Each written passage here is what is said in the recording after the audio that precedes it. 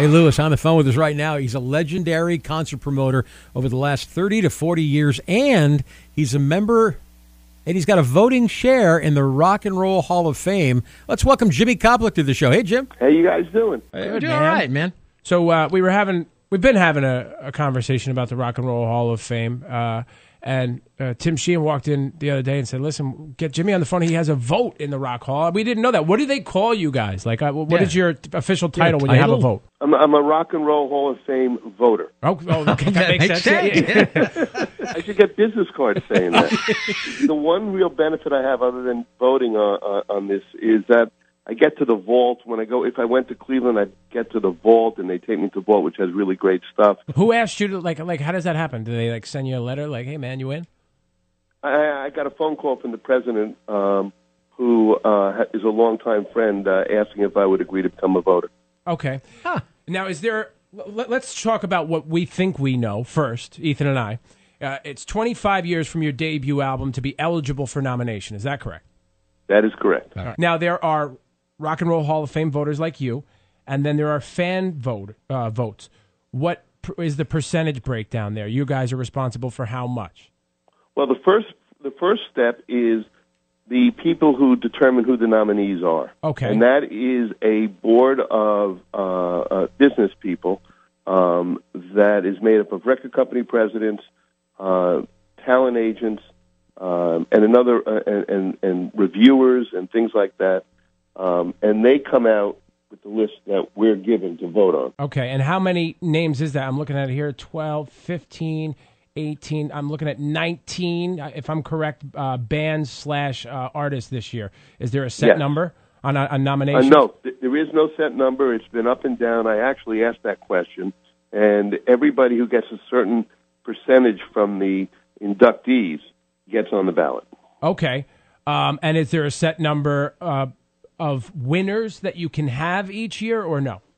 Yes, that's set at 5. 5, okay. 5. So we got that information correct. So now, again, the breakdown between the fan voting and the Rock and Roll Hall of Fame voting, what's the percentage there? Is it 50-50, 70-30, or what? No, actually, there's 600 voters that are like me, and the fans are a voter also. They get one vote out of 601. Oh, so their percentage is .0000000 something. Same as mine. Yeah. Got you. That makes sense. So...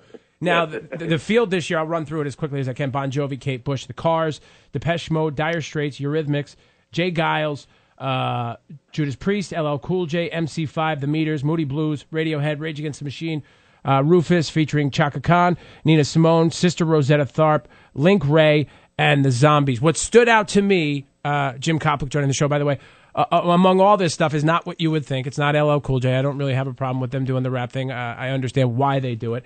It's why is MC5 in there? I know of MC5. I know they were a protest rock band. I know they're from Detroit. But can anybody here name me a song from MC5? Well, it's not really that in particular. I couldn't name you a song when I was in college during the years they were in Detroit, and I was in Ohio, so I actually saw them play. They were the beginning of the protest movement, and their impact on the Detroit sound, which came to be Ted Nugent, Bob Seger, and on and on and on, which spread out to even other great rock bands, was very, I'm not going to vote for them, but was very clear. They're borderline for me, in all honesty. Right. It's not about record sales, because without record sales, Bon Jovi would have been nominated in 2005 or 4, whenever he was officially 25 years. And here we are in 2017, and finally he's nominated. So influencing other acts does matter. Is there a set criteria, or do they encourage a criteria? No. That's done in discussions with the people who determine the nominees. Explain to me, if you could, how a band like the Moody Blues are just being nominated. Fate? I can't definitively explain it. It's shocking to me. When I became a voter, I became quite vocal about Chicago, Moody Blues, Yes, Deep Purple, bands that I thought created new sounds that were not looked at, because I think they were looked at as too commercial by the people that are putting together the nominees. Really?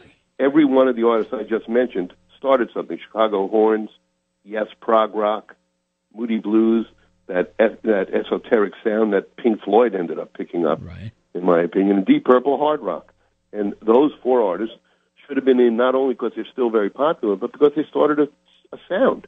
When you talk about like the Major League Baseball Hall of Fame, and this to me, I think it's similar in nature. You know, they call them first ballot Hall of Famers when you're talking about baseball, and a first ballot potential Hall of Famer this year would be Rage Against the Machine. As a voter, how much of an impact does a band have to have? How amazing do you have to think they are for you to vote them in on the first shot? Well, Pearl Jam got in last year, and I voted for them. And that's my personal impact.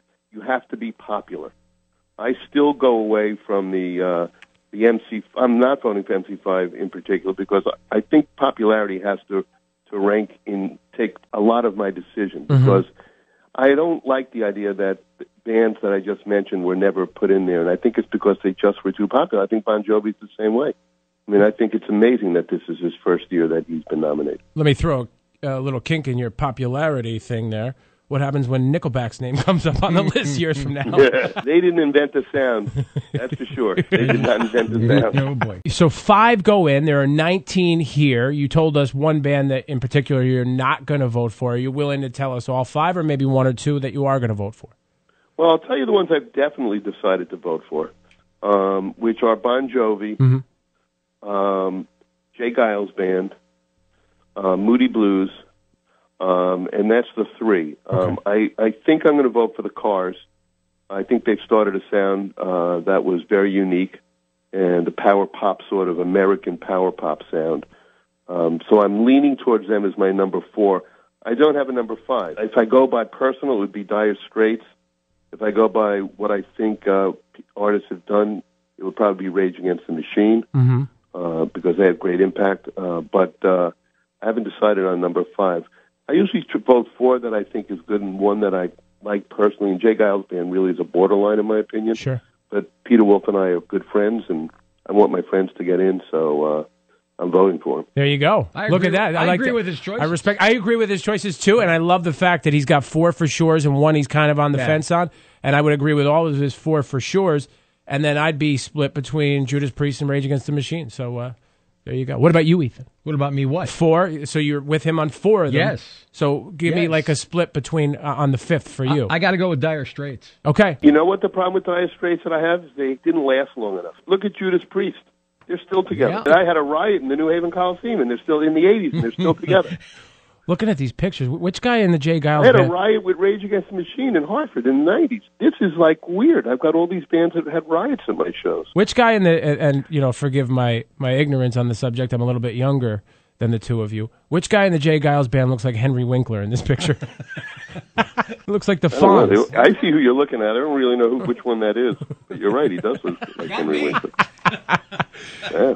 Jimmy Koplik, we're educated now, and we appreciate this because every year we go through the same nonsense conversation, yelling about these choices and what we don't know about the process. Now we know. Thank you so much, man. Thanks, Jimmy. My pleasure, guys. Love your show. Thank you. Take care.